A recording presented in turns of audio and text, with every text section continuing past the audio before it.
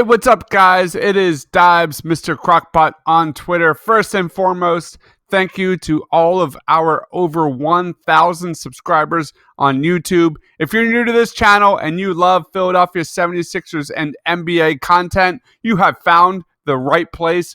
Please be sure to smash that like and subscribe button below. Brett Brown has spoken repeatedly that he grades his team on 10 games at a time.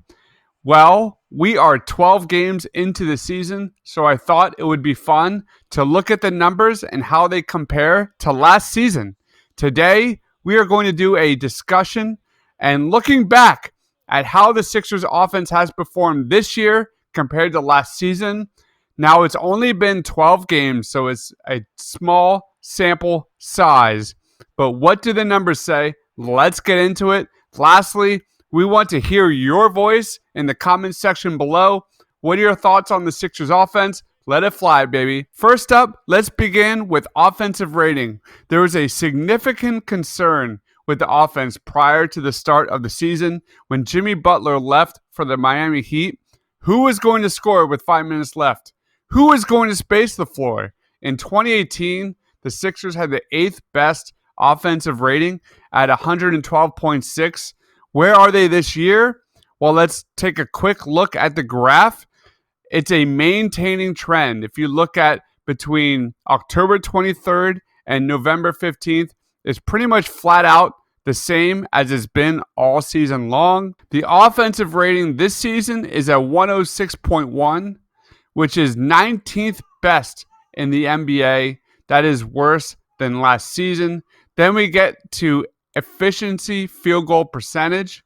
The Sixers had the 8th best efficiency field goal percentage in the NBA in 2018, standing at 53%. The Sixers currently have the 12th best efficiency field goal percentage in the NBA. While it's not bad, it's certainly worse than last year. What does it all mean? The Al Horford and Josh Richardson additions have looked good on the eye test. However, whether it's been injuries or Ben Simmons' slow start, you cannot deny that the offense has yet to click into full gear this season. I think the decrease in offensive rating and efficiency has a lot to do with Ben and Joel's injuries, but the biggest reason is our next area of focus, which is turnovers. The Philadelphia 76ers are at its best when the ball moves consistently around the perimeter and the Sixers limit mistakes. In 2018, the Sixers were 24th in the NBA in turnover percentage at 12.9%. This season, they're sitting at 17.3%. Let's take a quick look at the graph.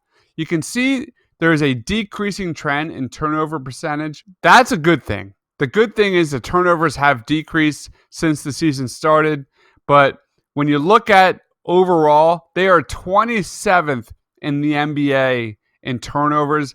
That's not good enough. Then we get to ball movement. The Sixers run very few isolation plays on offense. A very good indicator on the success of the Sixers offense is percentage of assisted field goals made. Let's look at last year. 64.9% of the Sixers field goals were assisted in 2018. Good for 3rd best in the NBA. Then we look at this year. That has certainly decreased. They are at 61.8%. The ball's not moving enough. What does it all mean? It has clearly taken some time for the 76ers to gel on offense. You could attribute that to Al Horford and Josh Richardson still getting used to the Sixers system. Regardless, is not good enough.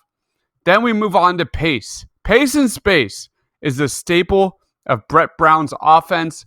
Let's take a quick look at the current pace of the Philadelphia 76ers and how it stacks up. No surprise, the Sixers played at the 8th fastest pace in the NBA last season. Brett Brown stated he wanted to further push the pace this season. How does it stack up in 2019? Let's look at the graph. You can tell that there has been a decreasing pace for the Philadelphia 76ers this season. What does it all mean? Not good, Brett Brown. You're included, Ben Simmons. The Sixers are best when Brett Brown and Ben Simmons are pushing the pace.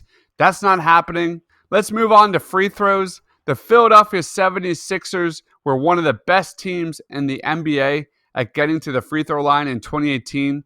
The Sixers had a free throw per field goal attempt rate of .312, which was good for second best in the NBA last season. Let's look at the graph. You can clearly see a significantly decreasing trend from the beginning to the current state of the regular season in 2019.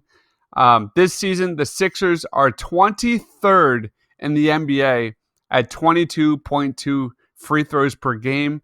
What does it all mean? This is an area of major concern for the Sixers. For such a physical team, for such a big team, the Sixers should be making a living at the free throw line. It's just not happening, and this is one of the biggest areas Brett Brown should be focused on increasing moving forward. Jump shot be damned. I don't want to see Ben Simmons shooting threes. I want to see him attacking the paint, finishing through contact, and looking to get through the line. Let's move on to offensive rebounding percentage. Offensive rebounds was one of Brett Brown's focal points this offseason, and for good reason. When you're a team that averages 6'10" in height, there is no reason why you shouldn't be out-rebounding teams in the paint. Last year, the Sixers struggled in offensive rebounding. Their offensive rebounding was 24.5%, good for 24th in the NBA. How does it look in 2019? Let's look at the graph. The Sixers have a basically maintaining trend in offensive rebounding percentage this season.